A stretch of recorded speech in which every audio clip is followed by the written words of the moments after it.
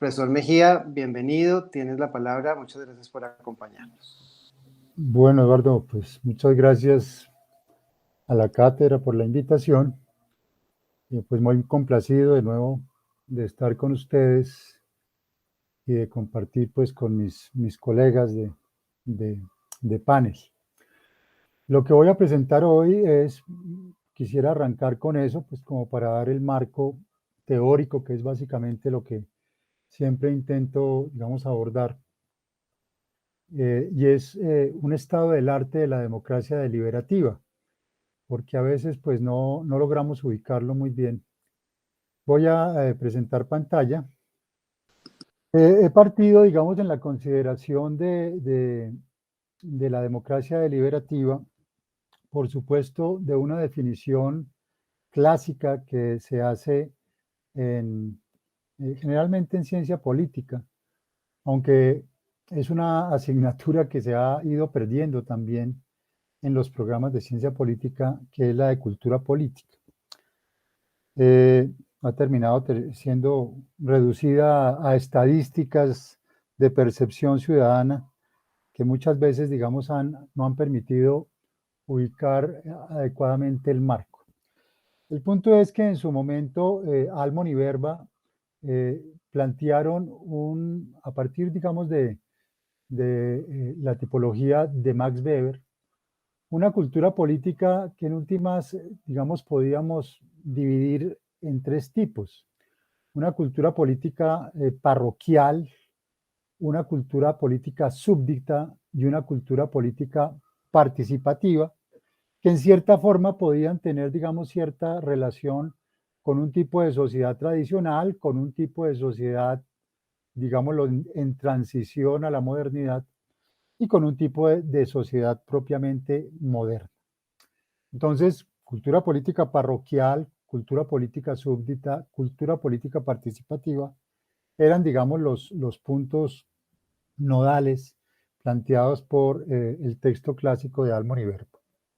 Si nosotros tradujéramos eso, digamos, a términos más o menos políticos, podríamos hablar de una cultura política premoderna, pues con toda la connotación xenofóbica y occidentalista que eso tiene, una cultura política tradicional, una cultura política moderna, ¿sí? En los términos, digamos, de, de la modernidad temprana particularmente, pluralismo, tolerancia, y una cultura política posmoderna, ¿sí? Tres temporalidades que, como García Conclini lo han puesto de presente, coexisten.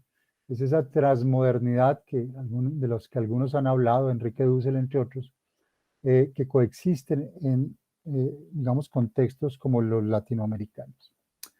El punto es que todo tipo de cultura política que no tiene, digamos, una orientación definida hacia uno de estos tres vórtices, termina por sus tensiones, por sus polarizaciones internas, tomando como punto de fuga básicamente el autoritarismo. Esto no es un planteamiento ni siquiera filosófico, es un estudio que hace Klaus Hofe y Schmitter sobre las neodemocracias a partir básicamente de los 90 y de la primera década del 2000. Es decir, es un registro sociológico más que una propuesta o un planteamiento filosófico. Pero ahí la pregunta clave, que es una pregunta que sigue, digamos, vigente, fue la que en su momento se hicieran Almon y Verba, porque ellos plantearon que, digamos, el fundamento de una democracia liberal tenía que ser lo que ellos llamaron una cultura cívica, ¿sí? Una cultura cívica que en últimas se montara sobre lo que podríamos llamar desde Weber una legitimidad legal racional.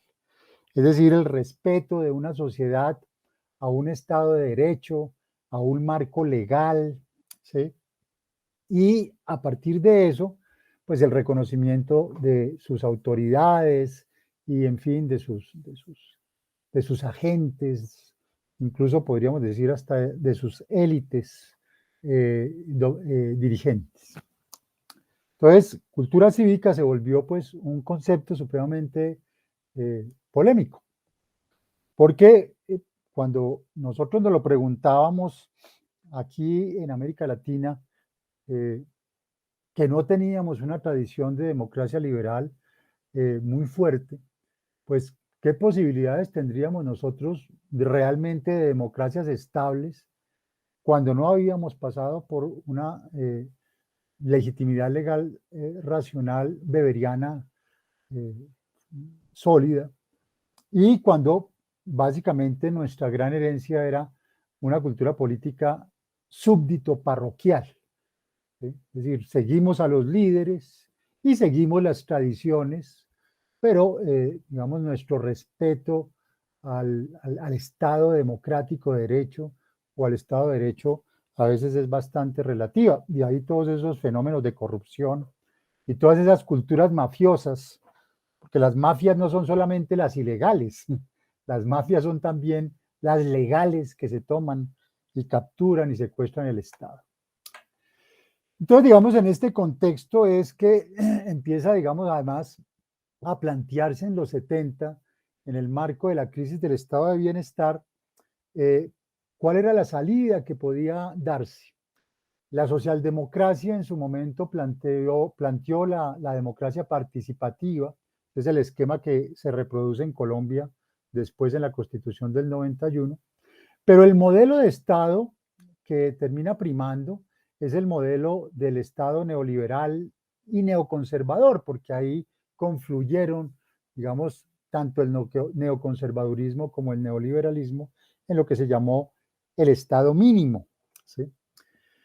Ese Estado mínimo va a estar en cierta forma alimentado por una matriz teórica que es la del funcionalismo de Parsons y de Easton, y la de la teoría de sistemas de Luhmann, que en esencia, digamos, lo que estaban planteando era una democracia sistémica, donde hay una economía, un sistema económico básicamente preponderante, que constituye y sirve además de parámetro para la autopoiesis de todos los sistemas sociales cuyo objetivo primordial es ellos mismos, es ellos como sistemas, no la sociedad como tal. O sea, aquí hay un giro en que ya los sistemas sociales dejan de pensar en cómo responderle a las necesidades sociales y empiezan más bien a adoptar una lógica de cómo sostenerse ellos como sistemas. Básicamente la metáfora de Matrix, pero en la realidad social. Esa matriz teórica de Parsons y de Luhmann va dando, digamos, origen a los modelos de Lipset, a los modelos de Dahl, de la poliarquía, y más tarde a los modelos de Nozick y de Buchanan, que ya van a constituir lo que Philippe Van Parijs denominaría el neoliberalismo filosófico. Pero en una segunda variación de todas estas tipos de democracia liberal, neoliberal, viene pues una serie de modelos, Benjamin Baber, Bobbio, Schmitter, Sartori, Liebhardt, que básicamente lo que estaban buscando era, digamos, correctivos, de nuevo, variaciones sobre lo que era una democracia liberal que en últimas estaba en crisis desde la década de los 70. Ahí, pues, sin duda, como Habermas lo ha puesto de presente en su facticidad y validez, el gran modelo democrático de esta línea va a ser la poliarquía de Robert Dahl. Robert Dahl también va a tener un libro sobre, digamos, las oleadas de democracia y va a poner de presente, pues, digamos, lo que él va a llamar dos modelos de democracia desde el siglo XIX hasta el presente. Un modelo protector, un modelo clásico, el modelo, digamos, básicamente que va a considerar la democracia, la economía de mercado como intocable, y un modelo más tarde participativo que va a ser el modelo funcional al, al estado de bienestar. Pero de pronto surge a partir particularmente de los 90, aunque ya venía impulsada desde antes por ciertos, digamos, planteamientos teóricos, lo que se va a conocer como la democracia deliberativa, que sin duda va a constituir un nuevo tipo, una nueva categoría de interpretación. Y podríamos decir que frente a las unidades de análisis convencionales que se había tenido más o menos hasta los 60, el Estado como unidad de análisis, el sistema político, incluido por Parson, por Easton, consolidado por Luhmann, y el poder, toda la reflexión estructuralista y postestructuralista francesa, entra, digamos, como una nueva unidad de análisis, la democracia deliberativa, que es la que nos va a permitir comprender una serie de fenómenos que durante finales de los 80, comienzos de los 90, van a ir surgiendo en el mundo entero, la misma primavera árabe, el movimiento de indignados en Europa, el Occupy Movement en Estados Unidos, entre otros. ¿Cuáles son esos modelos fundantes de democracia deliberativa? Que hay que de cualquier manera relacionar con la pretensión de democracia real del joven Marx. Recuerden que Marx, son dos Marx, sino tres Marx, pero el joven Marx tiene un planteamiento que para algunos no era marxista. Yo considero que es un planteamiento marxista del joven Marx, donde la emancipación no es propiamente la revolución, porque si hay revolución pero no hay superación de la alienación, no hay emancipación verdadera. Y el joven Marx, así tuviera todavía en ese momento una influencia muy fuerte, dicen algunos, de lo que se llamaría el republicanismo plebeyo, ese joven Marx, la emancipación que superaba la alienación, solo podía darse a partir de lo que él llamaba una democracia plena. Y esa democracia plena, sin duda, es la que entra, digamos, a romper el marxismo en sus dos grandes tradiciones constituyentes, la tradición ortodoxa, centrada en la crítica de la economía política, y la tradición heterodoxa, centrada en la crítica de la alienación. Y de ahí podríamos decir, hay una relación con estos modelos de democracia deliberativa. Esos modelos de democracia deliberativa, en una primera oleada, están sin duda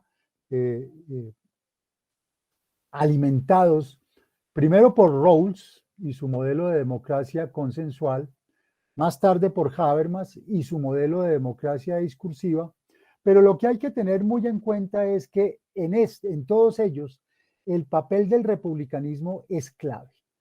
El republicanismo que tiene, digamos, tres vertientes: el republicanismo anglosajón, el republicanismo francés y una tercera vertiente que es el republicanismo más radical, el republicanismo irlandés, que es el que ha recogido Philippe Petit en su libro Republicanismo.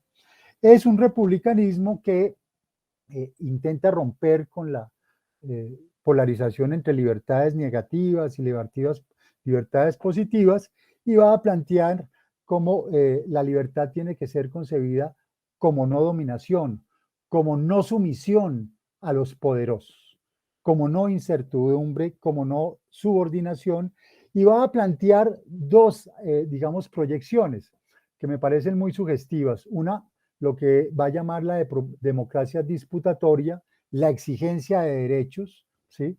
Pero cuando esos derechos no son cumplidos por el Estado, va a transitar a una movilización por los derechos, a expresiones de democracia contestataria. El punto es que ese republicanismo, sin duda, que hunde sus raíces en la modernidad temprana y que va a cumplir, digamos, determinados pasos a lo largo de la modernidad, es el que en cierta forma va a alimentar primero a John Rawls, que es una propuesta socialdemócrata en la teoría de la justicia, como él mismo lo ha dicho, que lo que intenta es llevar a razón y dar razón, pues, de los movimientos de derechos civiles en los Estados Unidos, y que se hace la pregunta histórica por la justicia, criticando al utilitarismo para quien las mayorías, en este caso una minoría mayoritaria blanca en Estados Unidos, determinaba los parámetros de de lo justo. Rawls critica eso y muestra que la justicia tiene que plantearse desde un consenso constituyente y que en ese consenso constituyente, análogo a lo que había pasado en Filadelfia, se llegaría, si lo actualizáramos al día de hoy, a dos principios: iguales libertades para todos, favorecer a los desfavorecidos. Y ahí es el punto central que yo quisiera rescatar, y es que para Rawls esos principios constituyentes van a constituir, van a configurar la fuente de la desobediencia civil contra las leyes.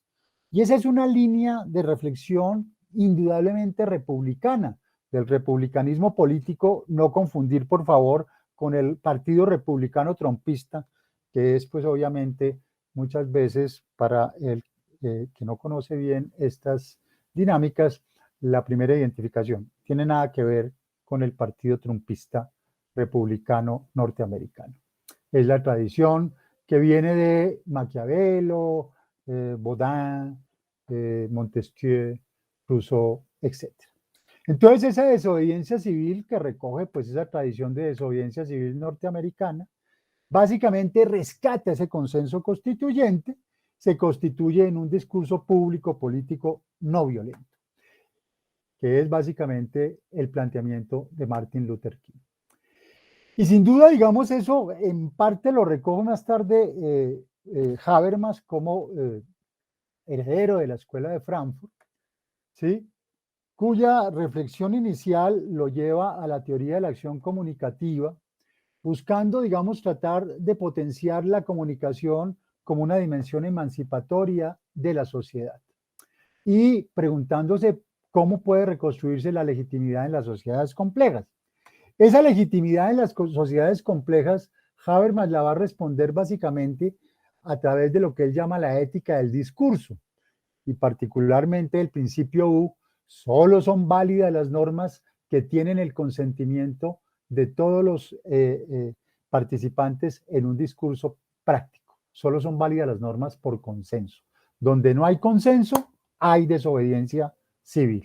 Y eso es de alguna manera, digamos, el planteamiento en teoría de la acción comunicativa, que después, recogiendo también el modelo de Filadelfia, Habermas va a aplicar a la justicia constitucional, retomando el modelo de la Corte Suprema de Justicia adjudicativo, ¿sí?, frente al modelo del Tribunal Constitucional alemán, para plantear su famoso modelo sociológico de política deliberativa de doble vía, que en esencia, no me puedo detener aquí a explicarles qué es esto, pero desgraciadamente, pues, digamos, desgraciadamente no puedo hacerlo, pero que básicamente lo que quiere mostrar es que la periferia externa, donde surgen los procesos de formación y voluntad de opinión pública, es donde reside la legitimidad y los reclamos legítimos de la sociedad. No, es decir, miren, esto es muy importante, la soberanía popular no reside en el legislador, no reside en el parlamento, la soberanía popular reside en la periferia externa de la sociedad, en las diferentes formas de vida. Eso más tarde lo va a complementar la tercera escuela de Frankfurt, Dubiel, Honneth y Bellmer, hablando de una eticidad democrática que sería la única que puede sentarse en el trono del poder, una eticidad básicamente, podríamos decir, procedimental, una eticidad abierta a la alternancia democrática. Es decir, oigan los estalinistas, todo el que se siente en el trono del poder para perpetuarse es de por sí ilegítimo. Y eso vendrá a ser complementado, y este es el complemento que le va a hacer Nancy Fraser a Habermas, de que el actor precisamente de esa democracia deliberativa son lo que ella va a llamar los públicos contrahegemónicos. Los públicos contrahegemónicos que ella opone a los públicos estratégicos. Los públicos estratégicos son los medios de comunicación, los presidentes de los gremios, los sindicatos, las universidades, las ONG, que no son la periferia externa, las diferentes formas de vida de la sociedad, sino que donde reside el discurso público auténtico, legítimo, contestatario, es en los públicos contrahegemónicos. Ellos son el actor de la democracia deliberativa. Y ya con esto voy terminando. Surge más tarde, a finales de los 90, comienzos de la década de los 2000, los modelos de democracia postfundacional. Esto es una reacción al olvido del postestructuralismo y la posmodernidad, la crítica a Foucault, a Deleuze, incluso, digamos, a Lyotard, del olvido de la cuestión democrática.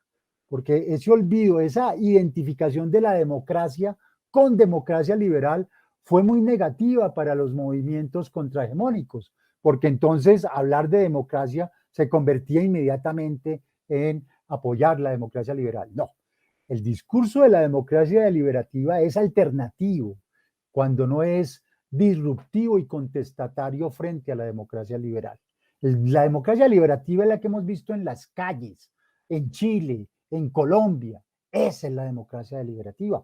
Y esa es la democracia, digamos, que ya adopta en estos modelos postfundacionales, democracia de la multitud de Hart, Negri, Virno, democracia autoritaria de Agamben y Zizek, democracia conflictiva de Lefort, democracia salvaje de Abençour, democracia agonística de Chantal Mouffe, contrademocracia de Razan Ballon.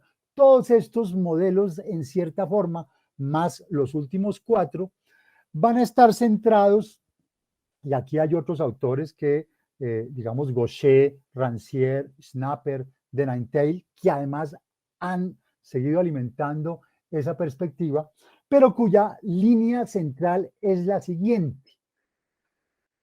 Frente al fundacionalismo que trata de definir lo político desde una cierta esencia, ¿sí?